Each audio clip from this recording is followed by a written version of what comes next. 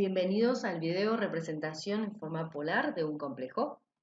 En este video veremos forma polar del complejo, la forma polar exponencial, algunas propiedades del argumento de z en la forma polar exponencial, veremos el inverso multiplicativo y producto y división en forma polar exponencial. Representación de un complejo en forma polar. Habíamos mencionado que el número complejo estaba unívocamente determinado mediante un par ordenado en el plano de Argand. Esto nos permite representar al complejo no solo en coordenadas cartesianas, sino también en sus coordenadas polares r y θ, donde r y θ son las coordenadas polares del punto XY. A r lo llamamos distancia del origen al punto y θ es el ángulo formado por el vector que define al complejo y el eje de los reales. Por trigonometría podemos calcular a x como r por el coseno de θ y a y como r por el seno de θ. Luego entonces, si sabemos que z es x más y, a todo complejo z distinto de 0 podremos calcular como r coseno de θ, que sería x, más y r seno de θ, que sería nuestro y. Luego entonces, sacando r factor común, tenemos que el complejo z puede ser representado en forma polar como r por coseno de θ más y seno de θ. Y esta es la forma polar para representar a un complejo. Fíjense que aquí hablamos de que z es distinto de 0. Siempre que querramos representar al complejo z en forma polar, siempre z deberá ser distinto de 0. ¿Por qué? Porque con z igual a 0, θ, que es el ángulo, no está determinado. Al ser r la distancia del origen al punto, lo consideramos como el módulo de z y lo calculamos como la raíz cuadrada de x cuadrado más y cuadrado. ¿Sí? Tomamos entonces a r como la longitud que representa el vector z. El ángulo θ siempre se medirá en radianes positivos cuando se mida desde el eje de los reales en sentido antihorario y se medirá en radianes negativos cuando se mida desde el eje de los reales en sentido horario. Llamamos θ al argumento de z y lo denotamos de esta manera. Este argumento de z representa una cantidad infinita de valores reales que difieren en múltiplos de 2π. Esto es así debido a que seno y coseno son funciones periódicas con periodo de 2π. Es por esto que decimos que θ es un argumento multivaluado. Ahora bien, cuando k es 0, obtenemos el primer ángulo, es decir, estamos obteniendo el argumento principal. Este argumento principal de z lo denotamos con la letra griega mayúscula θ, con mayúscula argumento de z, y por convención se mide entre menos π y 0 y entre 0 y π. En lugar de ser medido, fíjense, en lugar de ser medido entre 0 y 2π, el argumento principal por convención se mide entre menos π y π. En menos π está abierto este intervalo. Por tanto, para tener en cuenta, los números reales negativos que caen sobre el eje real negativo tienen en su representación polar el argumento de z igual a π.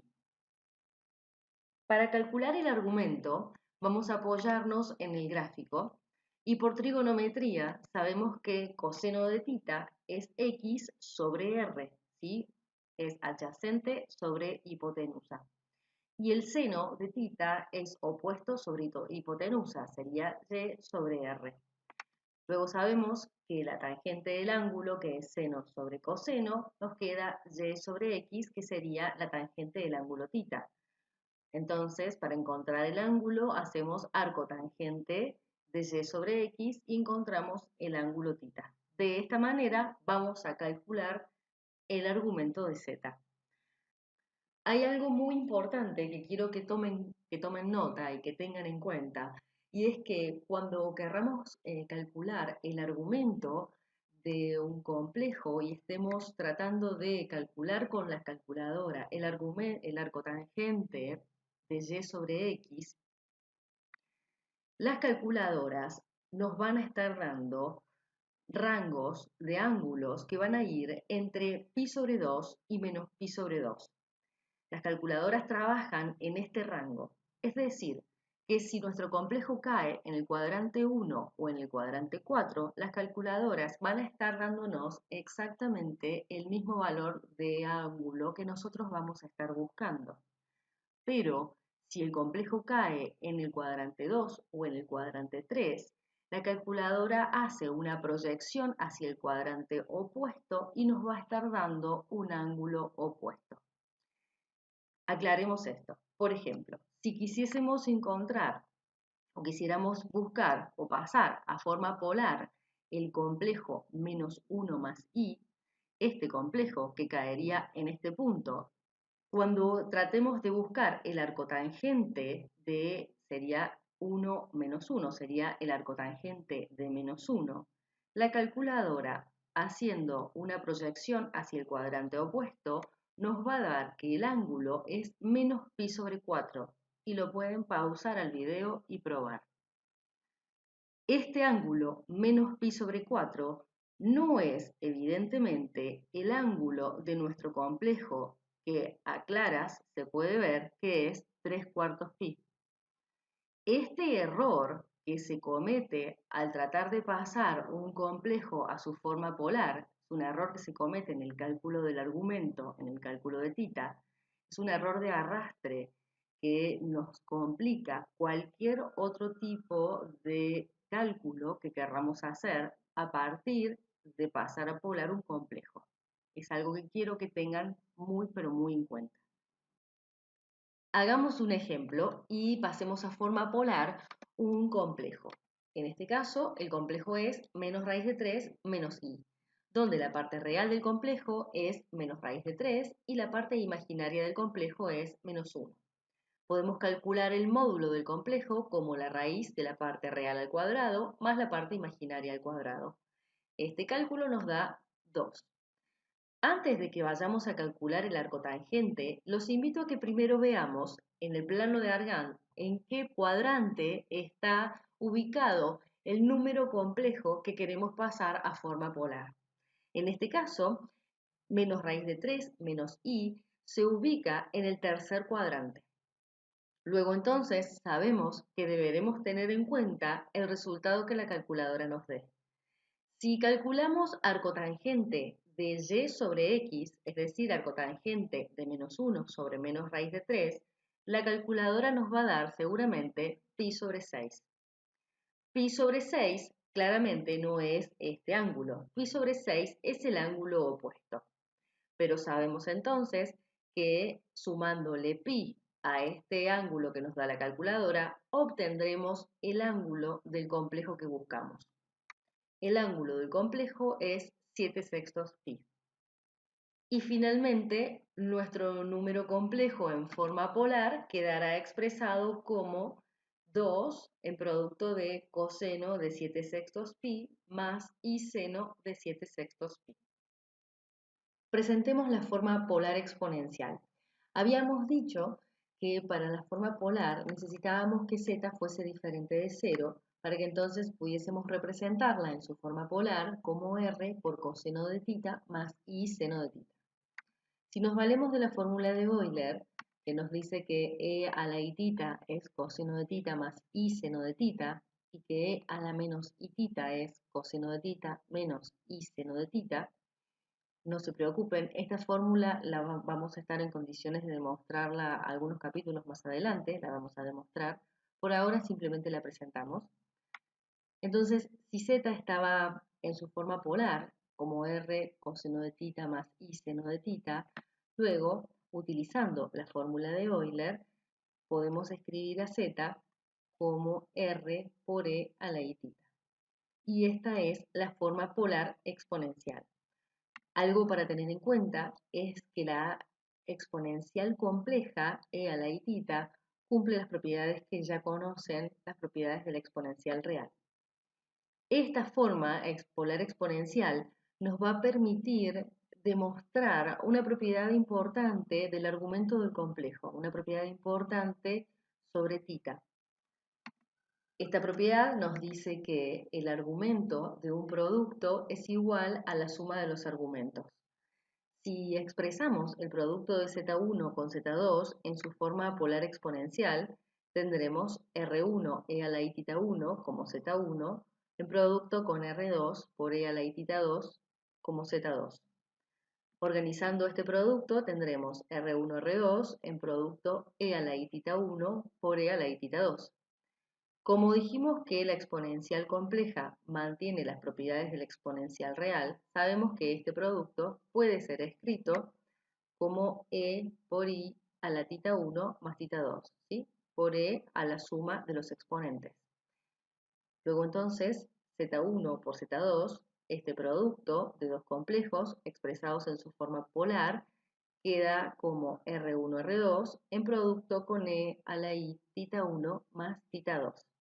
De aquí podemos ver que el módulo del producto es R1-R2 y que el argumento de este producto, el argumento de Z1 por Z2, es la suma de los argumentos, es tita 1 más tita 2. Algo para que tengan en cuenta, además, es que esta propiedad no siempre es válida para el argumento principal. Por eso aquí ponemos argumento con minúscula, para que lo tengan en cuenta. Además, la forma polar exponencial nos facilita mucho las operaciones de división y de producto. Si vemos el inverso multiplicativo, que lo escribimos como z a la menos 1, que es 1 sobre z. Si z la expresamos en su forma exponencial, tenemos 1 sobre r por e a la i tita. Y esto lo podemos escribir como 1 sobre r por e a la menos i tita.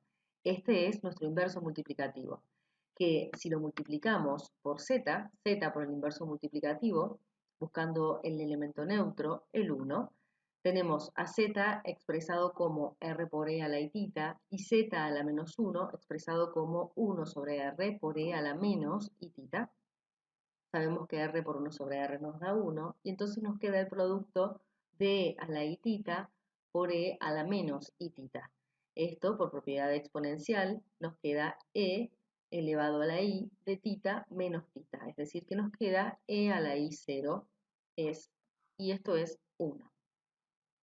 En la división, z1 sobre z2 la podemos expresar a z1 en su forma exponencial, r1 por e a la i tita 1, y a z2 como r2 por e a la i tita 2, donde a e a la i tita 2 la podemos expresar como menos e a la i menos tita 2. Entonces, en la división de z1 con z2 nos queda r1 sobre r2 por e a la i tita 1 menos tita 2.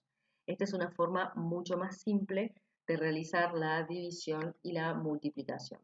En la división entonces vemos que el módulo de la división es r1 sobre r2, es bastante simple, y el argumento de la división, así como el argumento del producto era la suma, el argumento de la división es la resta de los argumentos. Veamos algunas propiedades de complejos en forma polar.